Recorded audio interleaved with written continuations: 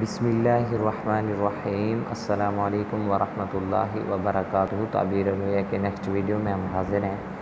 آج اس کے اندر پڑھیں گے کہ اگر کوئی شخص خواب کے اندر برص کی بیماری دیکھتا ہے تو اس کی کیا تعبیر ہے۔ حضرت ابن سیرین 6 اماموں میں سے ایک ہیں، رحمہ اللہ نے فرمایا کہ برص خواب میں مال اور تواندری ہے، اور اگر دیکھیں کہ اس کے جسم پر برص ہے تو دلیل ہے کہ اسی قدر مال اور نعمت حاصل کرے گا۔ اور بعض اہل تعبیر نے بیان کیا ہے کہ برص خواب میں وراثت ہے، یعنی اس کو وراثت ملے گی۔ حضرت جعفر صادق رحمہ اللہ نے فرمایا کہ برص خواب میں 4 وجہ پر دلالت کرتی ہے، 4 چیزوں پر دلالت کرتی ہے: 1 مال، 2 میراث، سوم منفعت، 4 شغل کا کام ظاہر ہونا۔